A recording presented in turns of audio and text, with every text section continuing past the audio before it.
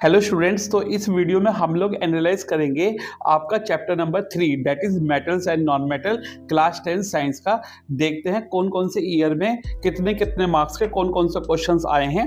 साथ ही साथ हम देखेंगे कि एनसीईआरटी के कौन से इंपॉर्टेंट टॉपिक्स हैं जिससे इस ईयर आपके मोस्ट प्रोबेबली क्वेश्चन बन सकते हैं, क्योंकि हम लोग जो एनालाइज करते हैं उससे हमें ये पता लग जाता है कि मोस्ट फेवरेबल क्वेश्चन बोर्ड्स के कौन से हैं और इस साल भी आने के चांसेस उसके हो सकते हैं। तो इससे आपको ये बहुत बेनिफिट मिलता है।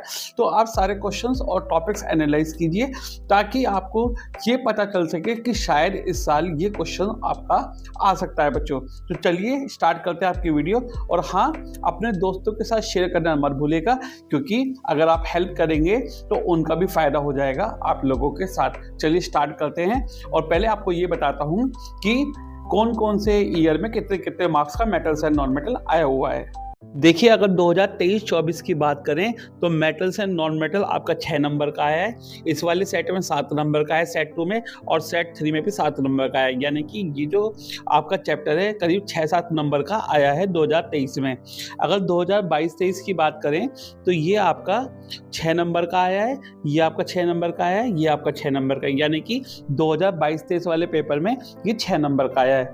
उसके बाद आपको पता है 21-22 में MCQ वाला पेपर हुआ है और 20-21 में आपका पेपर नहीं हुआ है ना। फिर 19-20 पे आ जाते हैं। तो 19-20 पे देखें तो ये आपका 7 नंबर, ये आपका 7 नंबर, यानी 19-20 में आपका 7 नंबर का आया है। अगर मैं 18-19 की बात करूं, 2018 और 19 की बात करूं, तो ये चैप्टर नंबर 3 आपका 5 मार्क्स का आया है बच्चों, है ना। तो इसका मतलब ये है बच्चों कि इस चैप्टर की जो वेरिएशन है वो आपकी करीब 5 से 7 नंबर के बीच में घूम रही है ना। तो चलिए स्टार्ट करते हैं चैप्टर को एनालाइज करना फ्रॉम एनसीईआरटी की कौन कौन से ईयर में कौन कौन से क्वेश्चंस आपके कितने कितने मार्क्स के आए हैं। ठीक है, चलिए स्टार्ट करते हैं। देखिए, पेज नंबर 1 पे अगर हम बात करें बच्चों, तो यहाँ पे पेज नंबर 1 में ज़्यादा क्वेश्चन नहीं पूछे जाते। बस यहाँ पे आपका एक क्वेश्चन पूछा गया है 2019 और 20 में, why metals are electropositive element. Metals electropositive क्यों होते हैं? क्योंकि आपको पता है, क्योंकि वो इलेक्ट्रॉन्स को डोनेट करते हैं। तो ये क्वेश्चन आया हुआ है, तो आप कर लेना, मेटल्स लिए इलेक्ट्रोपॉजिटिव होते हैं। ठीक है, इस वाले पेज की अगर मैं बात करूं तो इस पे कोई क्वेश्चन नहीं पूछा गया है। बाद में बताऊंगा क्या इंपॉर्टेंट है, फिलहाल कोई क्वेश्चन नहीं पूछा गया है। इस वाले पेज से भी कोई क्वेश्चन नहीं पूछा गया है। इस वाले पेज से भी कोई क्वेश्चन नहीं पूछा गया है। पेज नंबर 4 या 40 बोल सकते हैं आप बुक का, इससे भी कुछ नहीं पूछा गया है।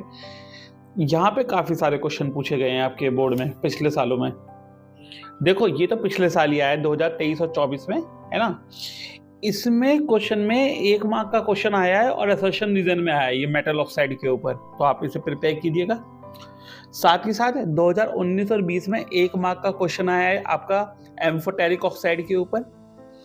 आप देख रहे हैं 2022 और 23 में भी इसके ऊपर क्वेश्चन आया है, 1 मार्क का MCQ सेट 1 में था।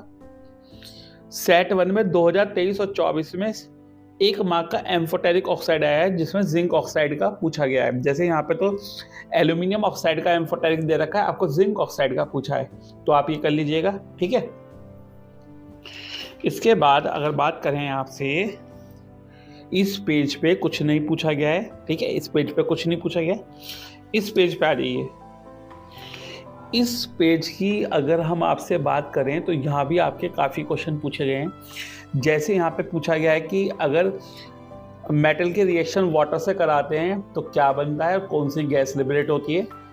CBSE 2023 और 24 में सेट 2 में 3 मार्क का क्वेश्चन आया है बच्चों, बड़ा क्वेश्चन आया है। साथ ही साथ एक क्वेश्चन आया है जो कि मैं बच्चों को काफ़ी बार बताता हूँ कि कैल्शियम फ्लोट क्यों करना स्टार्ट कर जाता है जब वो वाटर से रिएक्ट करता है, क्योंकि आपको पता है जो बबल्स होते हैं हाइड्रोजन के वो उसके ऊपर स्टिक हो जाते हैं to the surface of metal. ये CBSE का 2023 और 24 में आया है, यानी पिछले साल सेट 2 में था 1 नंबर का क्वेश्चन। ठीक है, तो आप इसे प्रिपेयर कर लेना। राइट, इसके बाद इस पेज पे कुछ नहीं पूछा गया है। यहाँ पे आ जाइए। यहाँ पे ये क्वेश्चन है जो कि मैं बच्चों को बार बार बताता हूँ कि जैसे जब मेटल की रिएक्शन एसिड से कराते हैं, है ना, तो हाइड्रोजन गैस लिबरेट होती है। लेकिन एक ऐसा एसिड है जिससे रिएक्शन कराने के बाद हाइड्रोजन गैस लिबरेट नहीं होती। वो है आपका नाइट्रिक एसिड, क्योंकि वो स्ट्रॉन्ग ऑक्सीडाइजिंग एजेंट होता है। तो ये पैराग्राफ आप लोगों के लिए बहुत ज़्यादा इंपॉर्टेंट है, क्योंकि इसके ऊपर क्वेश्चन आया हुआ भी है, और मैं बच्चों को बताता भी हूँ कि बहुत इंपॉर्टेंट है, 1 मार्क का क्वेश्चन आया हुआ है। ठीक है, आप लोग कर लीजिएगा। इसके बाद इस पेज पे और कोई क्वेश्चन नहीं पूछा गया है।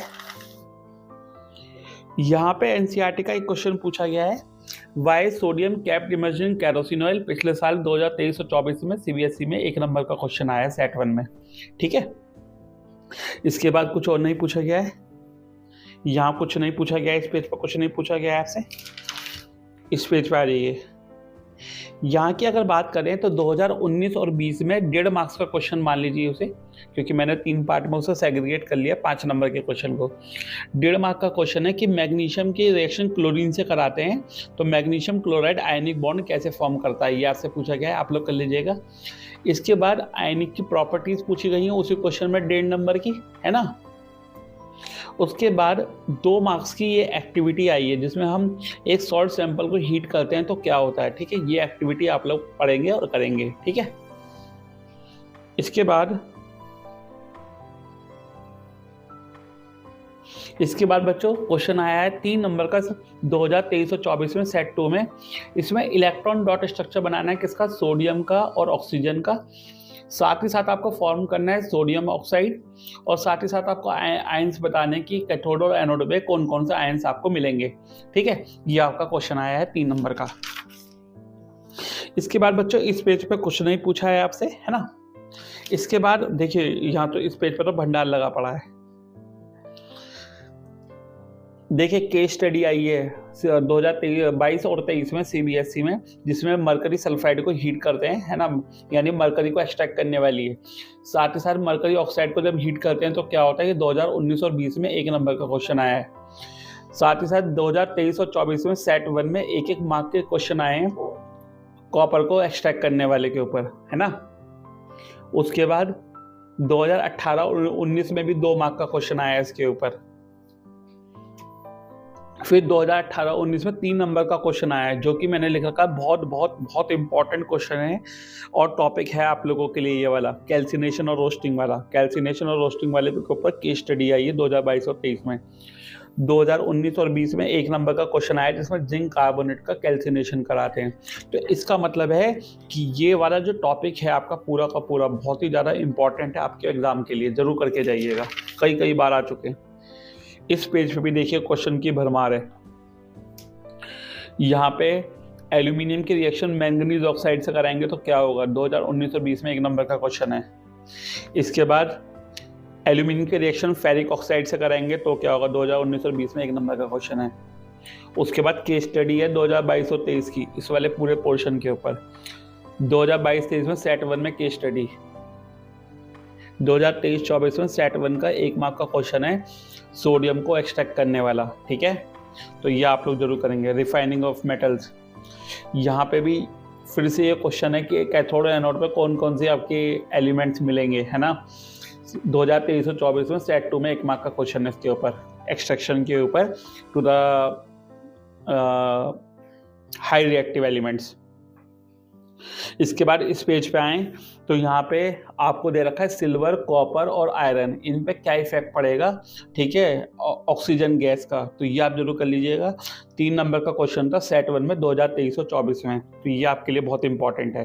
ठीक, इसके बाद बच्चों जो क्वेश्चन आपसे पूछा गया है 2022 और 23 में सेट 1 में MCQ था ब्रॉन्ज के ऊपर। ब्रॉन्ज किसका अलॉय होता है, कॉपर और टिन का, Cu एंड Sn का।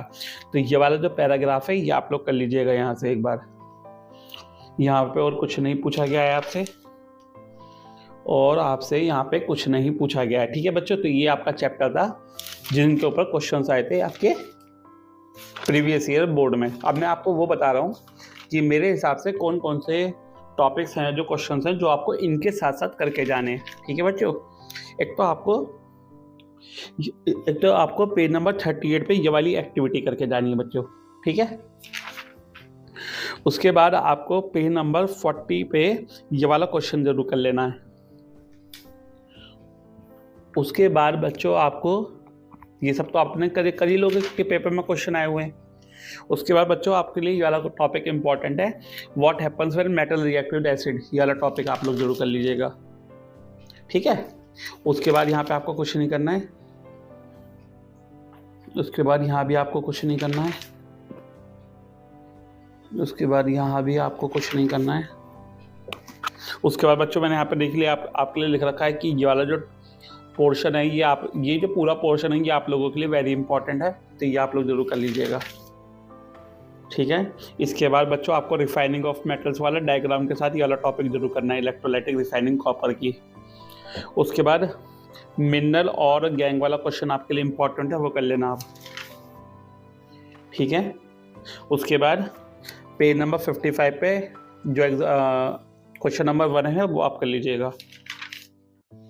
एक्सरसाइज पाएंगे तो क्वेश्चन नंबर 6 आपको करना है, क्वेश्चन नंबर 9 आपको करना है, क्वेश्चन नंबर 12 आपको करना है, क्वेश्चन नंबर 15 आपको करना है, क्वेश्चन नंबर 16 आपको करना है, ठीक है बच्चों। सो आई थिंक प्यार बच्चों कि आपको समझ में आ गया है कि मेटल्स एंड नॉन मेटल्स में हमें किस तरीके से पढ़ाई करनी है, कौन कौन से टॉपिक्स हमारे लिए इंपॉर्टेंट है, कौन से क्वेश्चंस इंपॉर्टेंट हैं और कौन से टॉपिक्स को हमें लीव करना है। क्योंकि अभी टाइम कम है तो जल्दी जल्दी मेहनत करनी पड़ेगी, ज़्यादा से ज़्यादा मेहनत करनी पड़ेगी ताकि कम समय में अच्छे मार्क्स हमारे स्मार्टली आ सकें, ठीक है।